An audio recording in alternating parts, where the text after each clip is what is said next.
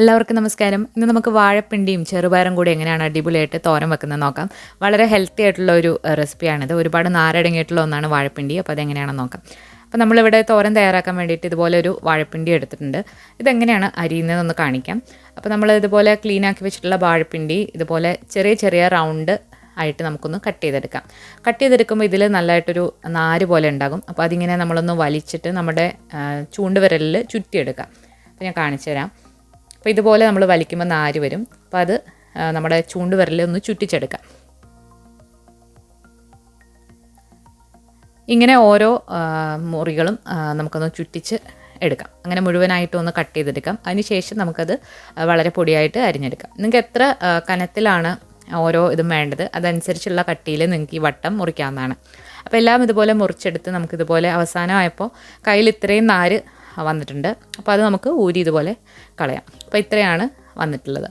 ഇനി നമുക്കിതിൽ കുറേശ്ശെ 3-4 എടുത്ത് അടുക്കി വെച്ചിട്ട് വളരെ പൊടിയായിട്ട് ഒന്ന് അരിഞ്ഞെടുക്കാം. ഇതിങ്ങനെ തന്നെ അരിയണമെന്നില്ല, കൈവച്ചിട്ട് ഓരോന്ന് എടുത്തിട്ട് അരിഞ്ഞാലും മതി.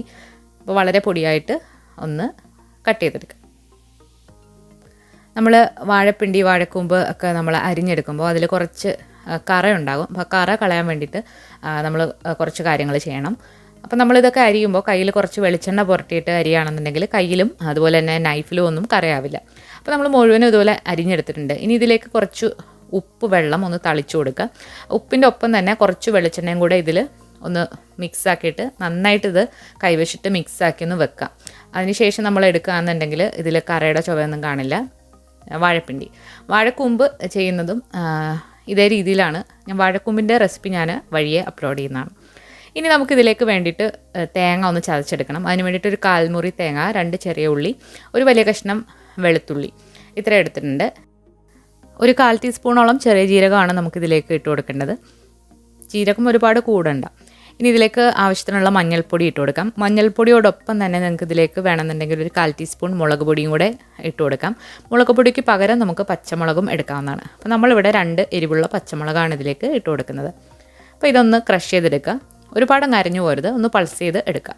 അപ്പോൾ നമ്മൾ നേരത്തെ ഉപ്പിട്ട് പുരട്ടി വെച്ചിരിക്കുന്ന വാഴപ്പിണ്ടിയിലേക്ക് 1 ടേബിൾ സ്പൂൺ വെളിച്ചെണ്ണ ഒഴിച്ചിട്ട് നന്നായിട്ടതൊന്ന് മിക്സ് ചെയ്തെടുക്കാം. ഇതിൽ പിഴിഞ്ഞെടുക്കാനായിട്ട് നീരൊന്നും വരില്ല. കറയൊന്ന് പോകാൻ വേണ്ടിയിട്ടാണ് നമ്മൾ അങ്ങനെ ചെയ്ത് എടുത്തിട്ടുള്ളത്. അത് പിഴിഞ്ഞൊന്നും എടുക്കണ്ട, അതുപോലെ തന്നെ കഴുകിയും എടുക്കരുത്. കഴുകിയെടുത്താൽ അതിൻ്റെ ഗുണം പോകും. അരിഞ്ഞിട്ട് നമ്മൾ കഴുകരുത്. അപ്പോൾ നമ്മളൊരു ചട്ടി ചൂടായി വന്നപ്പോഴത്തേക്ക് അതിലേക്ക് ഒരു 2 ടീസ്പൂൺ വെളിച്ചെണ്ണ ചൂടായി വന്നപ്പോൾ കടുകിട്ട് പൊട്ടിച്ചു. കടുക് പൊട്ടി വന്നപ്പോഴത്തേക്ക് അതിലേക്ക് കുറച്ച് ഉഴുന്ന് പരിപ്പിട്ട് നന്നായിട്ട് മൂപ്പിച്ചെടുക്കുക. ഇതിലേക്ക് 2-3 ചെറിയ ഉള്ളി വട്ടത്തിൽ അരിഞ്ഞതും അതുപോലെ തന്നെ വറ്റൽ മുളകും കുറച്ച് കറിവേപ്പിലയും കൂടി ഇട്ട് നന്നായിട്ടൊന്ന് മൂപ്പിച്ചെടുക്കാം.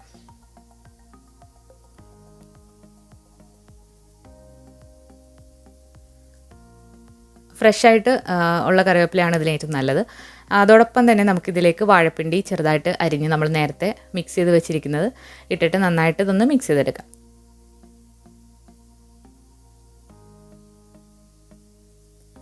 ഇത് നന്നായിട്ടൊന്ന് ഇളക്കി കൊടുക്കുക. ഉപ്പ് നമ്മളിതിൽ ഓൾറെഡി ചേർത്തിട്ടുണ്ട്, അതുകൊണ്ട് നോക്കിയിട്ട് ചേർത്താൽ മതി. ഇതുപോലെ ഒന്ന് തട്ടിപ്പൊത്തി വെച്ചതിന് ശേഷം നമുക്ക് അടച്ച് വെച്ച് ചെറുതീയിലിട്ടൊന്ന് വേവിച്ചെടുക്കാം. ഇപ്പോൾ ഒരു 7-8 മിനിറ്റ് കഴിഞ്ഞിട്ടുണ്ട്. നമ്മുടെ വാഴപ്പിണ്ടി ചെറുതായിട്ടൊന്ന് വെന്ത് വന്നിട്ടുണ്ട്. ഈ സമയത്ത് നമുക്കിതിലേക്ക് നേരത്തെ ചതച്ച് വെച്ചിരിക്കുന്ന അരപ്പ് കൂടി ഇട്ട് ഇത് അടച്ചു വെച്ച് ഒന്നുകൂടെ ഒന്ന് വേവിച്ചെടുക്കാം.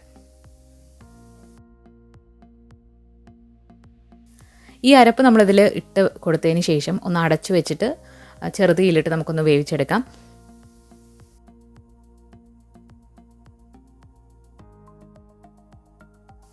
ഇപ്പോൾ അരപ്പിൻ്റെ പച്ചമണമൊക്കെ മാറി വന്നിട്ടുണ്ട്. നമുക്കിനി ഇത് നന്നായിട്ടൊന്ന് ചിക്കി തോത്തി എടുക്കാം. അപ്പോൾ ഇങ്ങനെ നിങ്ങൾക്ക് എടുക്കാവുന്നതാണ് ഈ തോരൻ. അതോടൊപ്പം തന്നെ നിങ്ങൾക്ക് ചെറുപയർ, വൻപയറൊക്കെ ഇതിലേക്ക് ചേർത്ത് കൊടുക്കാം. ഈ സമയത്ത് ആവശ്യത്തിന് ഉപ്പ് നോക്കിയിട്ട് അഡ്ജസ്റ്റ് ചെയ്യാം.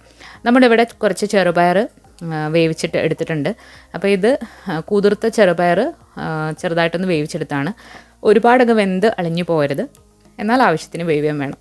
അപ്പോൾ ചെറുപയർ കൂടി ഇട്ടിട്ട് നന്നായിട്ടൊന്ന് മിക്സ് ചെയ്തെടുക്കാം. വളരെ ഗുണങ്ങളുള്ള വാഴപ്പിണ്ടിയും ചെറുപയറും കൂടെയുള്ള തോരൻ ഇവിടെ റെഡി ആയിട്ടുണ്ട്.